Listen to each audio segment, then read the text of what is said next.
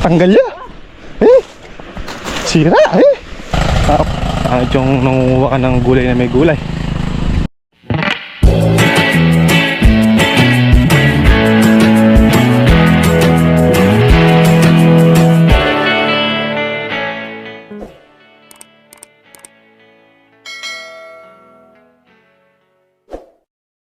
Good morning mga kabady.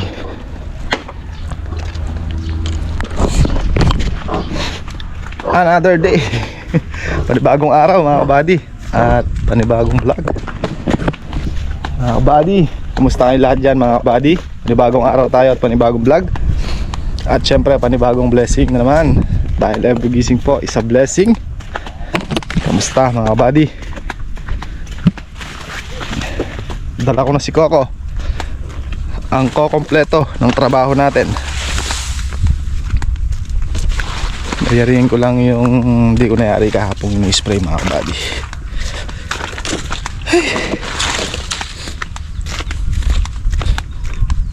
Spray pandamo.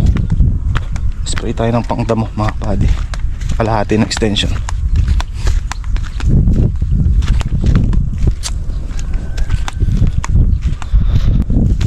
Tapos mamaya ay luluwas naman. Tignan si Marcos. Tas 12 na nangyari kahapon mga kabady. Nasikaso ko pa yung kinatay na yung baboy.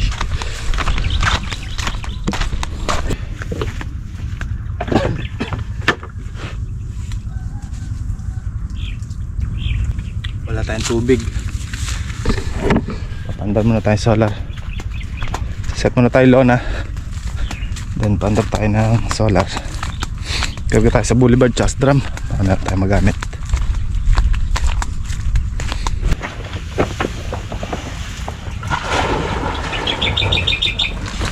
Dulas.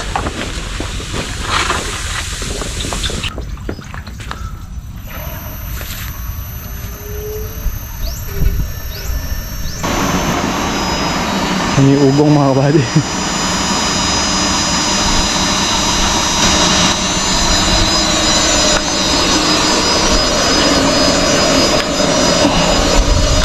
Baka natin dun.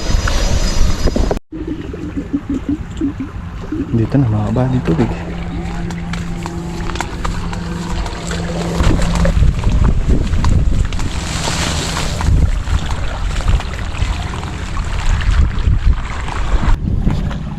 Diyan na.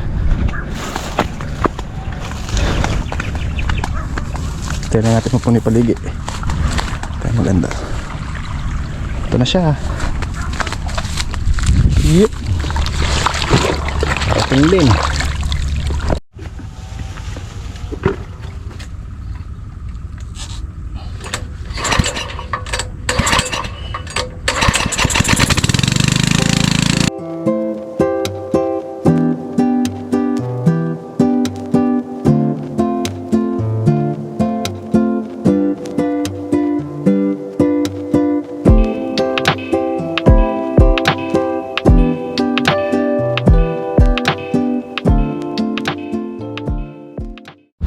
Na natin solar doon sa kabila mga kabady at hindi pwedeng mababara ng tubig tong kabila dahil na-spray ko kahapon to.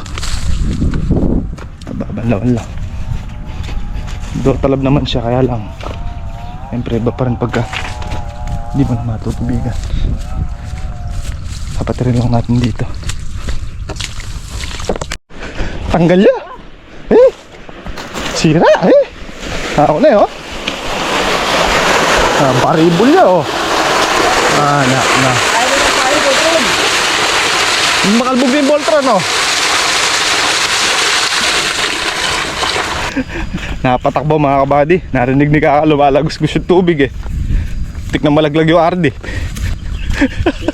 Kaya rin mo dyan, hindi siya natutuyuan. Rotate lang ng rotate yung tubig na nalalaglag din dun Tanggal yung pagkakatali ng goma. Spray muna tayo mga kabady. At may tubig yung paligi. Hindi ka na mabawasan yung tubig sa drum.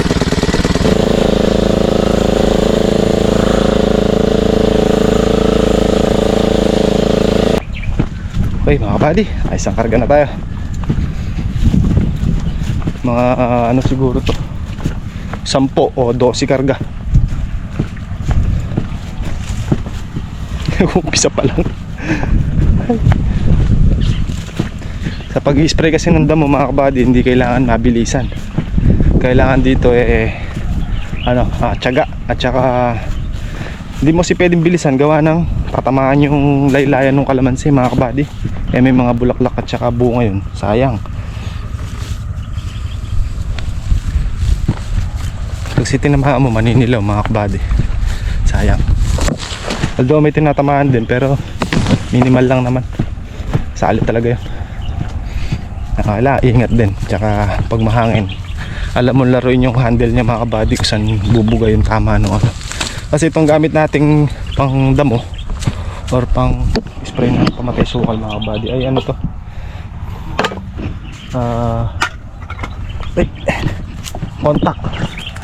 contact herbicide. Hindi naman siya systemic. Pagka kasi systemic mga kabady, papasok yung gamot na yun hanggang sa sistema ng halaman or ng damo. Ito contact, so lahat lang ng tatamaan mo, yun lang ang mamamatay. Pagka systemic, kahit tamaan mo lang siya sa dahon, papasukin niya hanggang kaloob-looban. Since itong gamit natin contact lang naman mga kabady, kaya kung ano lang yung tamaan niya, yun lang yung mamamatay, yun lang yung manilaw. Karga tayo ulit. Pangalawang karga mga kabady. Ito lang, daan-daan lang. Miminor nyo lang yung makina, saktong bumubuga lang siya, tapos mabagalan ang lakad. Pero kung wala kang iniiwasan o inilagan mga kabady, pwede mong bilisan. Since meron tayong iwan sa ilalim, kaya daan-daan lang.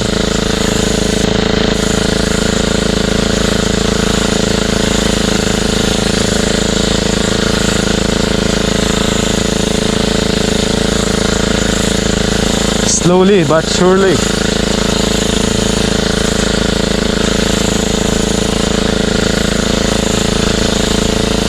Hindi natin makukuha sa apurahan to,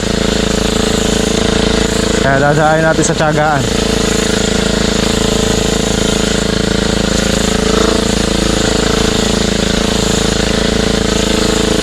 Pero pagka manipis naman yung damo, medyo bibilis ng konti yung lakad. Pag makapal, banayad lang. Sakit din sa balikat. Pag itong spray natin mga kabady ay may lamang tubig, tumitimbang siya ng 37 kilos. Halos sa isang bag ng semento.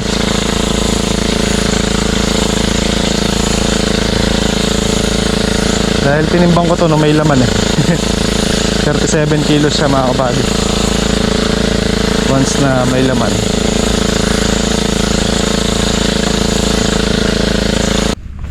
Tapos na ang ikalawang karga.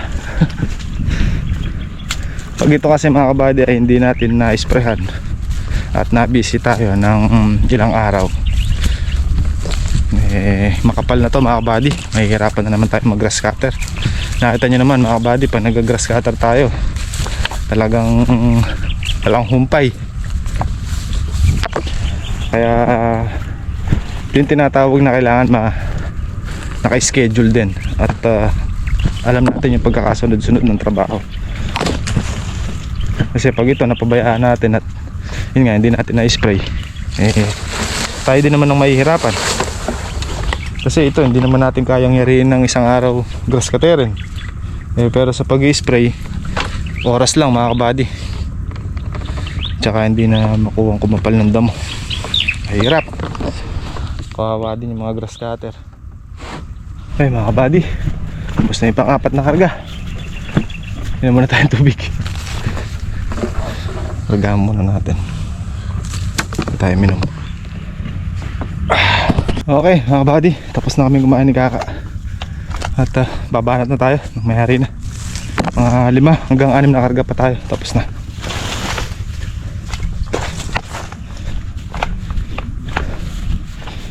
Panlima pa lang to eh. Baka maka 10 karga lang siguro tayo o 11. Panat na tayo, malapit na tayo sa kalahati. Kaya mag-spray daw pandamo din sa may ano, ang palayahan. Gagamitin naman niya, hindi charge.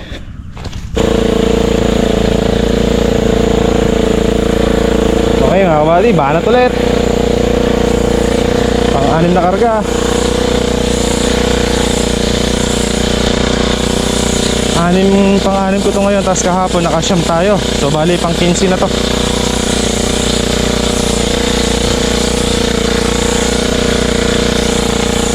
Okay mga buddy, ubos na ang pang-anim nating karga.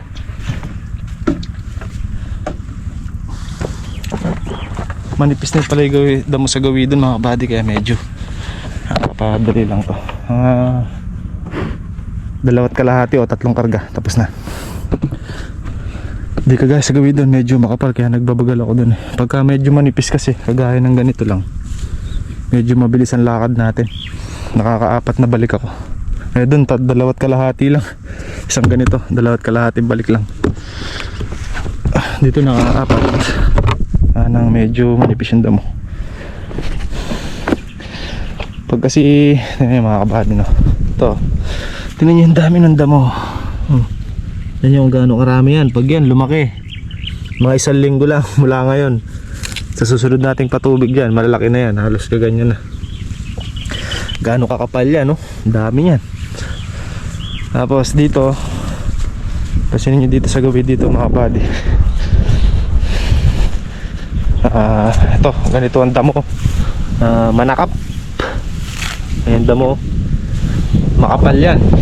Tingnan nyo yung pagkaka-spray natin mga buddy. Kung nag-spray tayo ng medyo mainit or tirik yung araw, medyo dilaw na yung damo. Ayan o.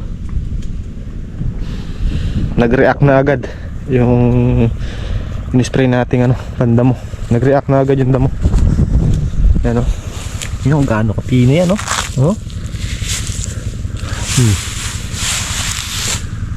Nag-react na yung kulay ng damo. Hindi na siya berding berde.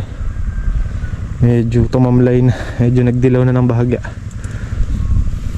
Mabisa talaga yung ginagamit nating gamot na yan. Lalong lalo na mga kabady kung i-spray mo siya ng mainit. Yung pagka-spray mo tas maya maya tuyo na sa dahon, ay ano na, mabilis tumalab. Ay mga bunga ng kalamansi, mabilis lumaki mga kabady. Ganyan o. Ito, di pa ganong halata dahil maliliit pa. Pag isang tubig pa, pwede na tayo mag-apply ng abono dito. Pag ganito nakalalaki, isang birahan pa tayo ng tubig. After ilang days, mga 3 to 4 days, patutubig tayo ulit dito pagka sunog na yung damo na yan. Tapos sa susunod na tubig natin nun, apply na tayo ng abono. Kalahating karga na mga kabady, tapos na tayo. Bali kahapon siyam, tsaka ito ngayon. Bali total mga kabady, nakaano tayo, 17 and a half karga.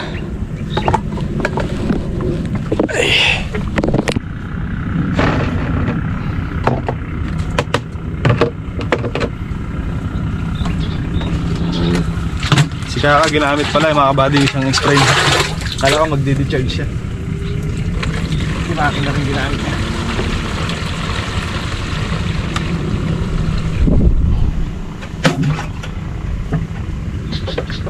Spray din ang pandamo sa ampalayahan.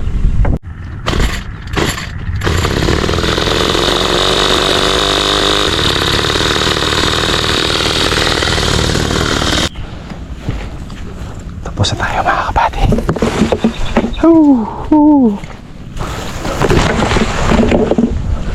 Butik niya. Tapos na sa wakas.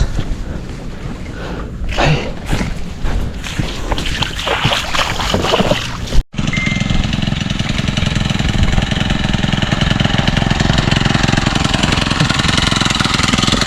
Kaya nakikita mo kami.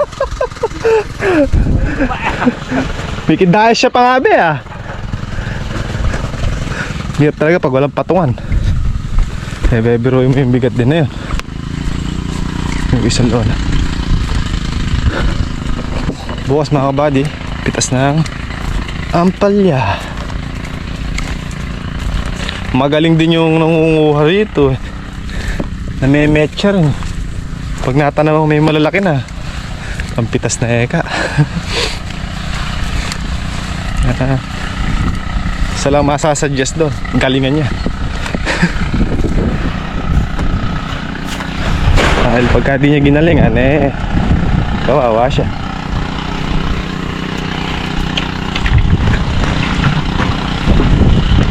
Okay lang sana mga buddy kung pang ulam-ulam lang eh. Eh, di naman tayo madamot. May kahit isang bundle, kaya natin siyang bigyan. Sabi lang siya. Kahit yung nangunguha ka ng gulay na may gulay, masama yun.